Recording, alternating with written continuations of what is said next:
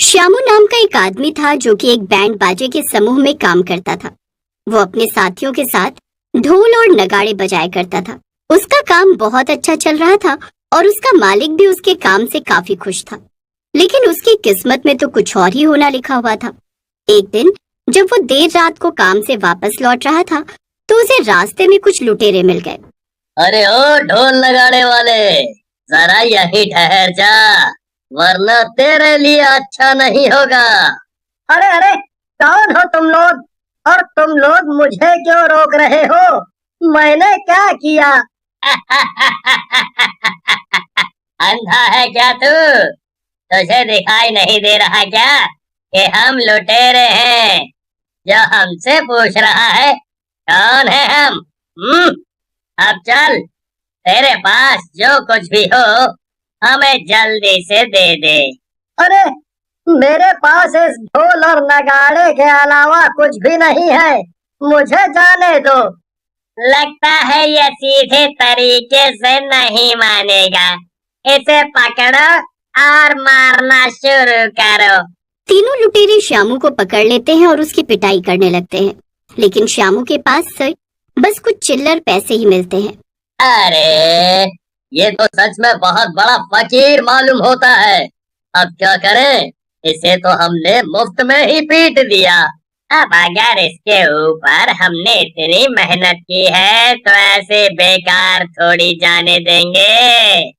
इसके ये ढोल नगाड़े हैं ना, यही लूट लेते हैं, चोर बाजार में इसकी अच्छी कीमत मिल जाएगी। नहीं नहीं, ऐसा मत करना।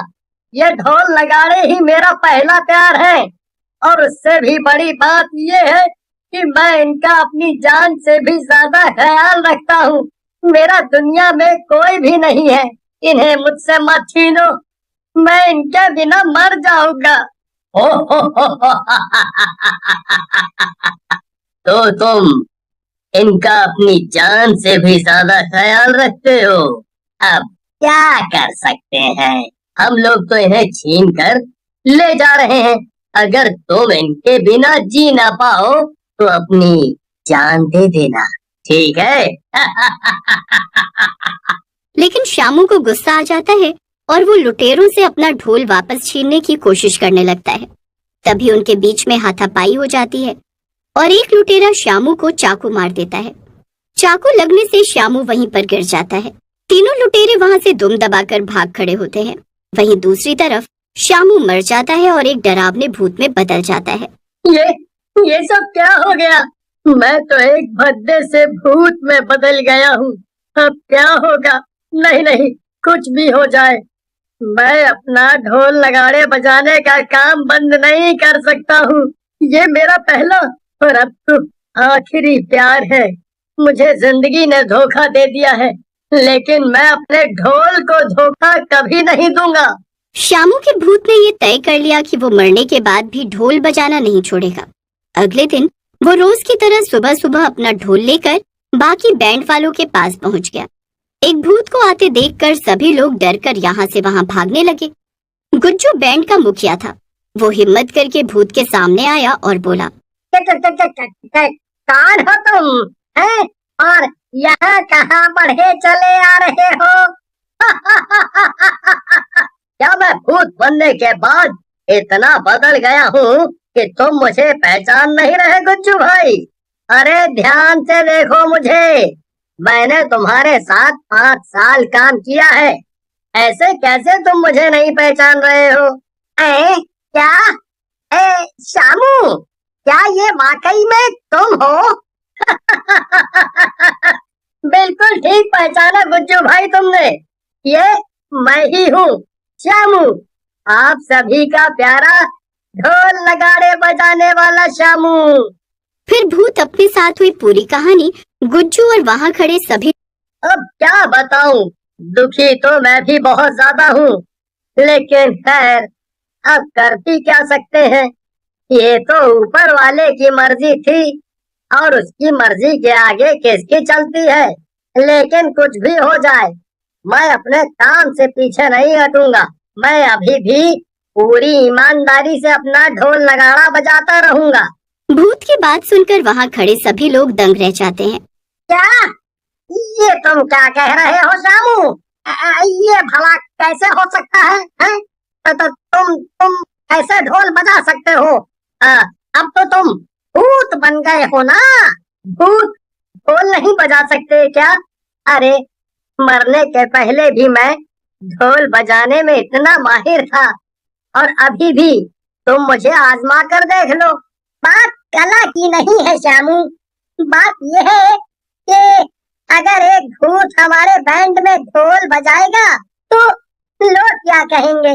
अरे ऐसे तो लोग डर जाएंगे। तो तुम मुझे मना कर रहे हो? क्या तुम्हें अपनी जान प्यारी नहीं है? तुम्हारी मुझे मना करने की हिम्मत भी कैसे हुई? भूत की धमकी सुनकर वहाँ खड़े सभी लोग डर गए। मजबूरी में उन्हें भूत को भी अपने साथ ले जाने के लिए मानना ही पड़ा। गुज्जू ने बैंड के सभी लोगों को समझा दिया था कि उन्हें भूत के आसपास घेरा बनाकर रखना है ताकि उसे कोई देखने न पाए। बैंड के सभी लोग डरे हुए थे, लेकिन उनके पास और कोई रास्ता भी नहीं था। ना चाहते हुए भी वो सब भूत को लेकर एक शादी में पहुंचे जहां पर उनके बैंड को बुलाया गया था।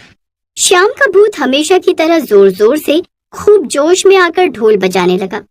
कुछ देर तक तो बाराती यहाँ वहाँ नाचते रहे और फिर वो सब बैंड वालों के बीचों बीच आकर नाचने लगे। आज मेरे यार की शादी है, आज मेरे यार की शादी है, लगता है जैसे सारे संसार की शादी है, आज मेरे यार की शादी है। अरे ढोल वाले, जरा दमदार ढोल बजाओ। बाराती की बात सुनकर भूत को गुस्सा आ जाता है। वो अपने ढोल बजाने की कला के बारे में कुछ भी उल्टा सीधा नहीं सुन सकता था। भूत को देखकर बाराती की आंखें खुली की खुली रह गईं और वो जोर जोर से चिल्लाने लगा। सभी लोगों ने नाचना बंद कर दिया और भूत को शादी में देखकर अफरा तफरी मच गई। फिर क्या था, सारे बारातियों ने मिलकर बैंड वालों पर हमला कर दिया और वो सब वहाँ से भाग खड़े हुए। मैंने तुमसे मना किया था शामू कि बस चुपचाप ढोल बजाते रहना, लेकिन तुमने मेरी एक नहीं मानी। तुम्हें क्या जरूरत थी उस बाराती से भिड़ने की?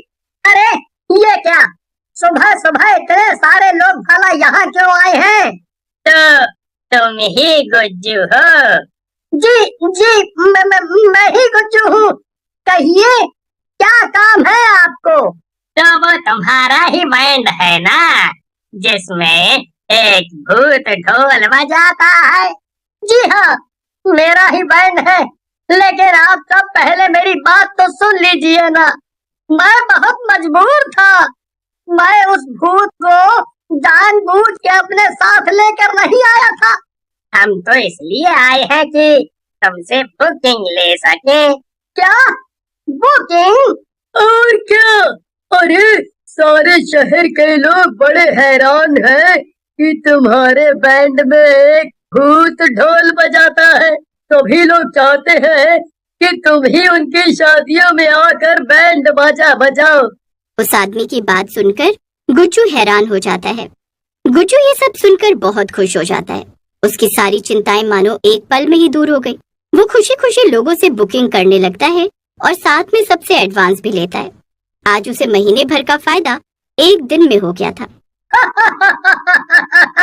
ये तो कमाल ही हो गया, और वैसे ये तो होना ही था, मैं इतना अच्छा ढोल जो बजाता हूँ।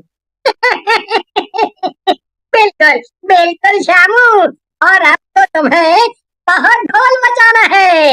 हम पूरे महीने के लिए बुक हो गए हैं। ओहो, क्यों नहीं, मैं तो एकदम तैयार हूँ। मैं तो बिना थके लगातार कई महीनों और सालों तक भी ढोल बजा सकता हूँ।